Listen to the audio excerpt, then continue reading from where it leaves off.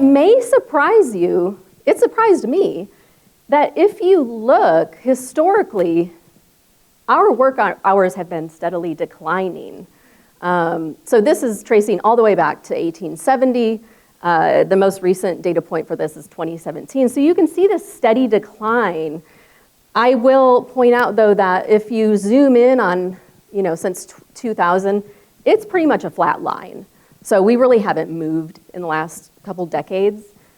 But what's really interesting is everyone that I talk to about this book, they're like, I can relate. I'm feeling like I'm working all the time. So, but this is not reflected in actual work hours. And so the conundrum is, well, what's going on? Why do we feel like we're working all the time?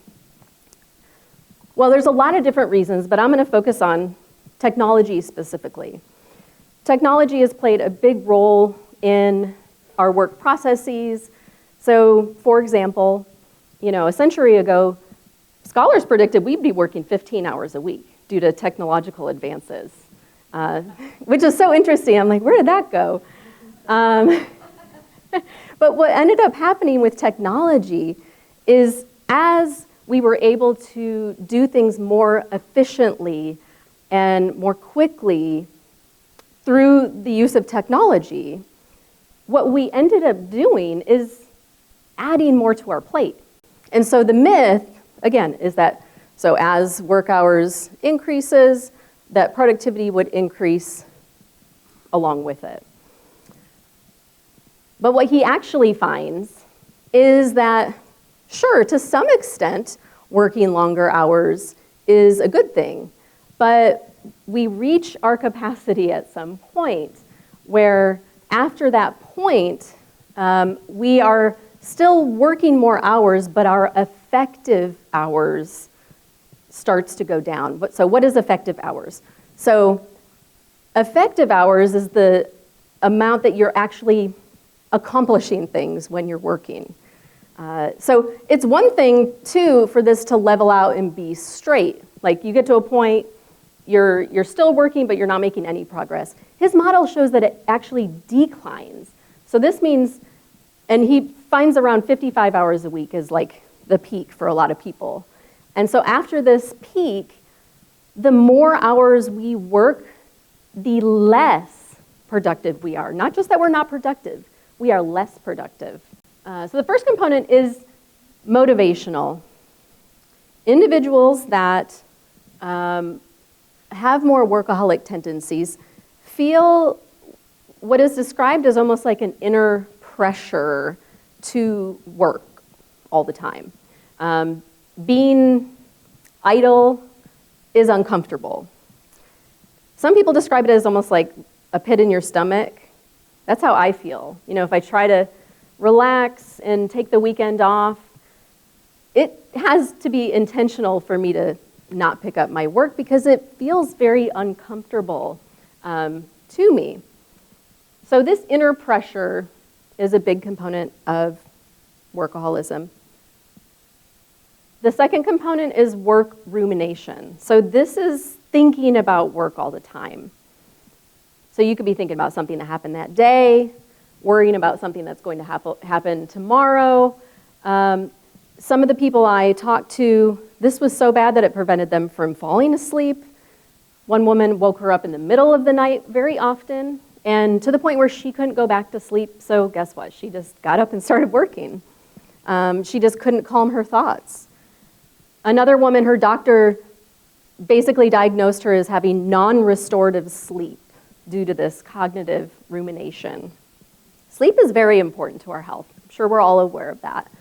And so when this work rumination interferes with things like sleep, it can cause some real health consequences. The third component is negative emotions. Along with this inner pressure to work, this feeling like, oh, I ought to be working right now, comes negative emotions. This can be anxiety, this can be guilt. You feel guilty taking that time off for a vacation. You can feel frustrated if people in your family are, bugging you when you're trying to work, even though it's family time. these negative emotions are all interweaved with this compulsion, this inner compulsion to work. And so this is extremely detrimental. And the most obvious component is the behavioral component. Yes, people that have workaholic tendencies, they do tend to work more than what's expected of them, more than others. There's some, distinct things that you can kind of pick up in individuals that have these tendencies. They might work on vacation. I'm guilty of doing that in the past. I'm trying to be much better about that. Another thing, a very sneaky way to still work is what we call working light. So working light is basically interweaving work into things that are fun. When things are a crisis to us, I'm sure you've all heard of fight or flight, right? So that is physiologically what is happening to us. Our heart rate goes up, start sweating. We have tunnel vision. Fight or flight is meant to be able to survive, right? We have a bear coming towards us, and we really do need to focus on just the bear. But if we're in fight or flight mode all the time, everything's a crisis, not only is this bad for us health-wise, but it's bad for us business-wise. We have tunnel vision on the crisis. We have tunnel vision on really everything. Very backwards focused thinking is how Gabe described it.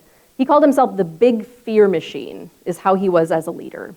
So these are like the everything's a crisis, frantic multitasking, emergency fighting leaders.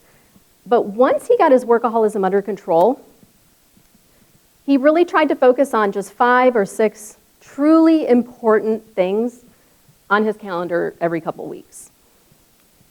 And by doing that, it allowed him to be more strategic.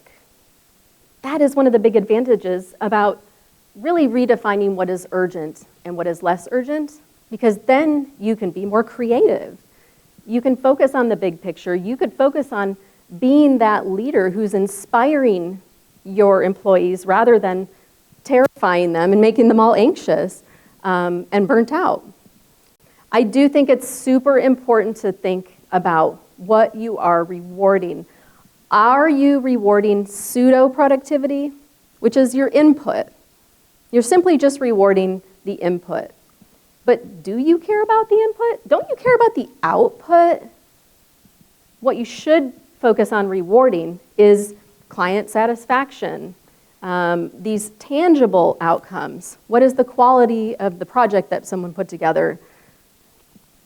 If you shift the focus to the output, this is a whole movement, the results-oriented, work environment, and the 40-hour, 30-hour work movement,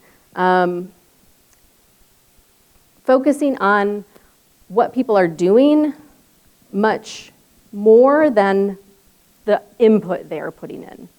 So if this is a leverage point, that could be another aspect to shift to focus. I wanted to talk about one thing called the cycle of responsiveness, and I realize this is probably pretty small text, but there's a book that's kind of old now by Leslie Perlow, another organizational psychologist, where basically, I think this is really an issue now coming out of COVID, is this idea that everyone has a smartphone, everyone is accessible, and if your organization has a culture of responsiveness, so people are expected to respond quickly, then you feel that you have to be on all the time. So you feel this pressure, and because of that, you adjust and you make sure it is possible that you're accessible. So now you've made yourself available in the evenings, on the weekend. But then people know to count on you being accessible. And then because they count on you, then you feel pressure to respond. And this cycle just continues to get reinforced. And so she calls this the cycle of responsiveness. And so one of the critical things is breaking this cycle.